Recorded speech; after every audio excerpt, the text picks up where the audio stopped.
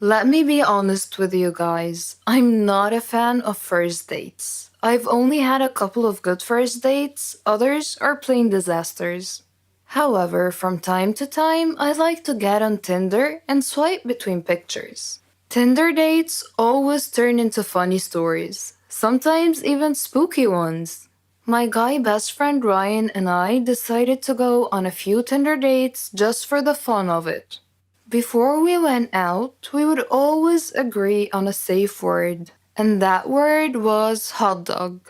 A text saying, "Hey, can you pick up some hot dogs on the way?" Or something along those lines basically meant, "Can you call me and pretend there's an emergency so I can get out of this situation without being rude?"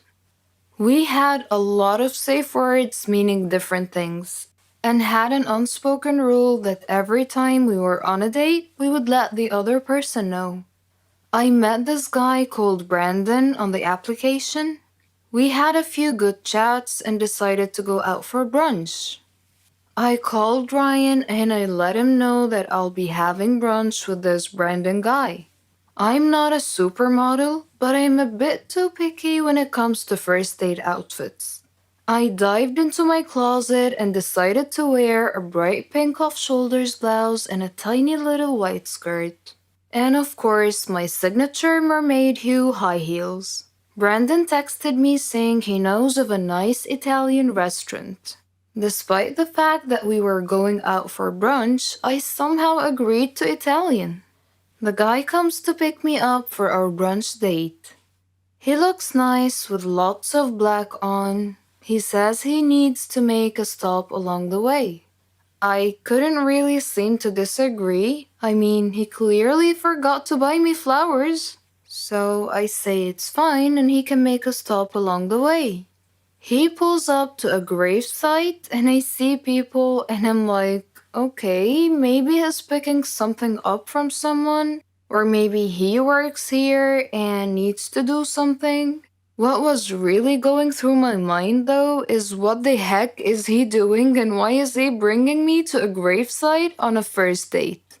I just waited in the car, especially since there's mourning people nearby and I'm wearing a bright pink outfit. He gets out of the car and opens up the passenger side door. I tell him something along the lines of, "I don't want to draw attention to myself and I'll just wait here." And he says something along the lines of, "Don't worry, you look great. They will love you." Despite my pink outfit and my high heels, Brandon was very well built. He was very tall and had broad shoulders. One could easily tell that he is into martial arts. So I wasn't very worried about my safety. However, I was really worried about his mental health. I'm not even kidding.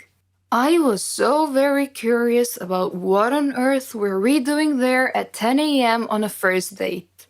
And who is they, as in, they love you.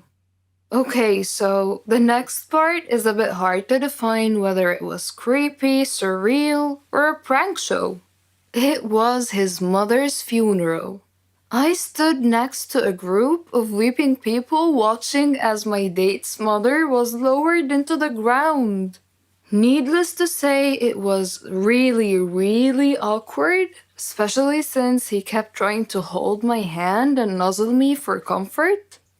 It's a first date, for God's sake. I waited for the service to be over, as I didn't want to be rude to the grieving people or to the dead woman.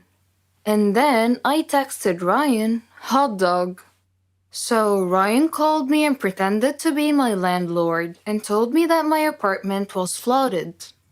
I quickly apologized to Brandon and called an Uber. While I was waiting for my Uber to arrive, Brandon kept on holding my hand and literally begging me to stay a little bit longer. He also said we could still go out for brunch, but I politely said we could reschedule for another time. I think his cousins or something were standing too close. He told them that we've been dating for a few weeks and they should talk me into staying. I was so glad that my Uber finally arrived. I hopped inside the car like a freaking ninja. I called Ryan and asked him to come over. We stayed together, and honestly, I've never laughed as much as Ryan made me laugh that night. And guess what? Ryan and I realized we were actually in love a few weeks later. We gave up online dating and we've been together ever since. Samantha was a beautiful girl with blonde hair and green eyes. She lived with her grandmother after her parents died in a horrible car accident. The whole country read about it. She had many friends, and all the neighbors liked her. They considered her the most beautiful girl in town. Many had proposed to her, but she didn't care much for them. One day, Samantha was walking alone down the street after visiting one of her friends. Suddenly, she had an eerie feeling that someone was following her. She began running and crying for help. Her follower began running and stopped her. He was an ugly man, pointing a knife in her direction. He asked her to hand over her purse. She threw it at him and made a run for it. The man said wait and made to stop her, but another man appeared out of nowhere and punched the thief, who fell unconscious. The brave and good Samaritan picked up Samantha's purse and handed it to her. He was very handsome, with green eyes, soft hair, and an amazing smile. He escorted her back home, and she felt that he was her knight in shining armor. She went inside and hugged her grandmother tight, who was a little surprised but smiled. Samantha was so happy that she gently pulled her grandmother to her feet, and they whirled around and danced playfully. The very next day, she was surprised when she answered the doorbell. Steve, the tall, handsome man, was standing there, holding flowers. He proposed to her, and she said yes. Thus began their love story. Then one day, Samantha was standing in the kitchen preparing dinner. Steve and her grandmother were out, but they were supposed to be back soon. Samantha had everything ready, and she set the table. The house door opened, and Steve walked in. Samantha went to greet him, but she felt dizzy and fainted. Steve quickly took her to the hospital. The doctor congratulated Steve, saying that he was going to be a father. Steve was ecstatic, but Samantha was not. Instead, she was shocked and nervous. She said that she was too young to have kids, that she wasn't ready to be a mother. Steve was taken aback and said, "But why? Don't you want him?" Things were different from that point on. Samantha tried to get an abortion several times, but Steve was always stopping her. She couldn't accept it. She blamed Steve, but Steve couldn't understand her. In her 7th month of pregnancy, Samantha was with her grandmother at the supermarket when she saw a small boy run onto the road. Fearing he might get run over by a car, Samantha quickly pulled the boy off the road to safety. The boy's mother saw what happened and thanked Samantha, feeling so grateful and relieved. Samantha was crying at the moment and replied, "No need to thank me. I'm going to be a mother like you soon." For the first time, she was beginning to feel real affection for the baby. "Forgive me," she silently thought to herself. She tried to contact Steve many times to tell him that she had finally accepted. She was ready to become a mother, but he never responded. Finally, the day had come. Samantha went to the hospital to give birth. After the surgery, she was very tired. Nevertheless, when she woke up, she immediately asked for the baby.